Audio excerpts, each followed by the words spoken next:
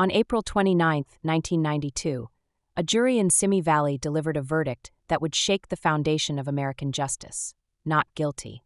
For Los Angeles police officers, Stacey Koon, Lawrence Powell, Timothy Wind, and Theodore Briseño, walked free despite the nation having witnessed on camera the brutal beating of Rodney King.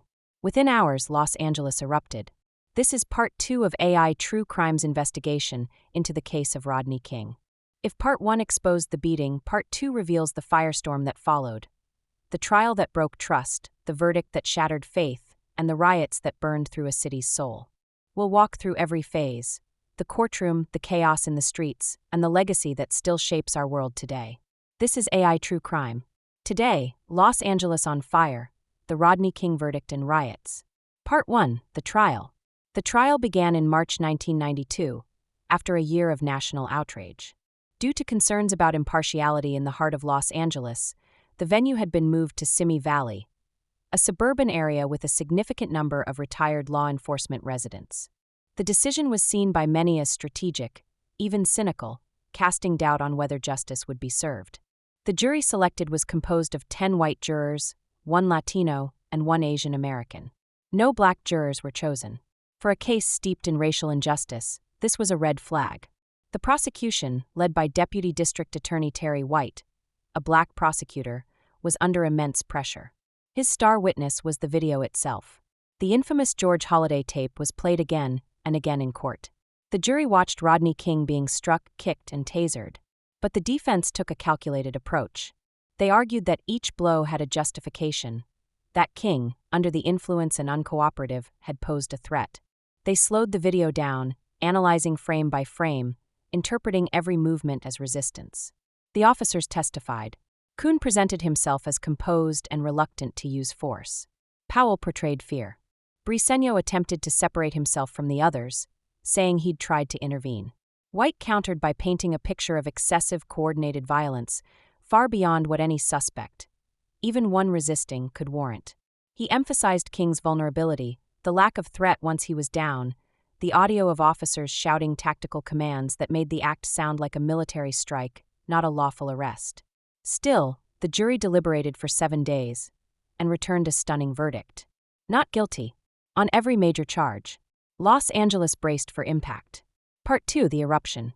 Within hours, the city began to unravel. The first flashpoint was Florence and Normandy, a crossroads of frustration. At around 3:45 p.m. on April 29, 1992, groups of protesters and enraged citizens clashed with police. Officers were pulled back, creating a power vacuum. The streets turned hostile.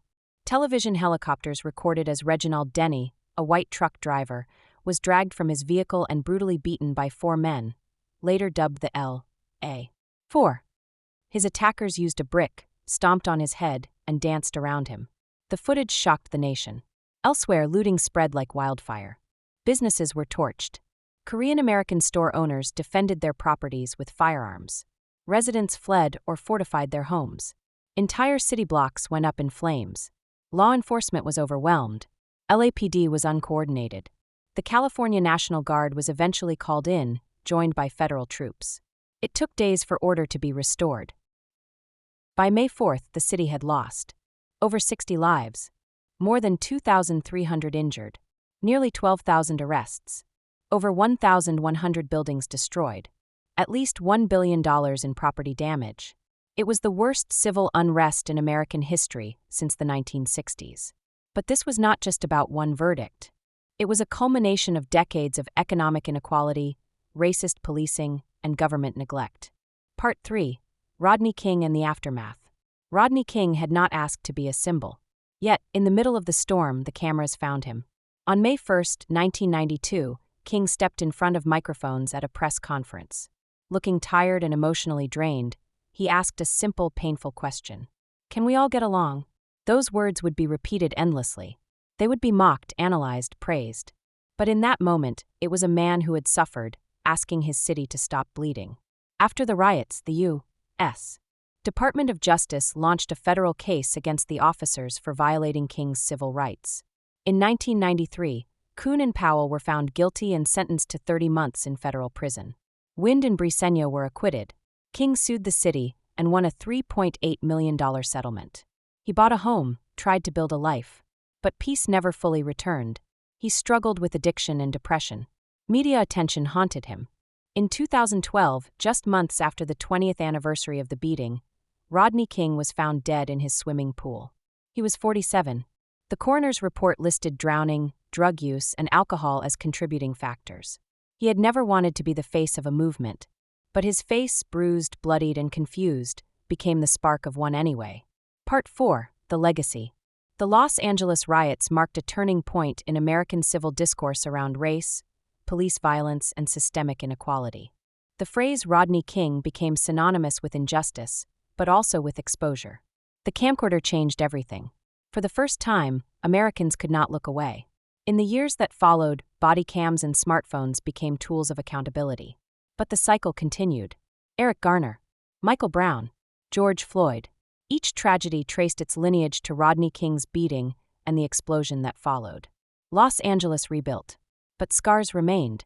Economically, socially, spiritually. Entire neighborhoods never fully recovered. Police reform became a buzzword, but deep transformation has remained elusive. Community trust in law enforcement varies widely. Civilian review boards, diversity training, and use of force policies came and went, sometimes improving, often stalling. Rodney King's story did not end with the beating. It continues in every protest, every call for justice, every time a citizen lifts a camera to confront power. Outro. This has been AI True Crime. In our next episode, we shift focus from the fire in Los Angeles to the darkness behind closed doors. Join us as we uncover the disturbing partnership between Ruby Frank and Jody Hildebrandt and the unraveling of a family under the guise of righteousness.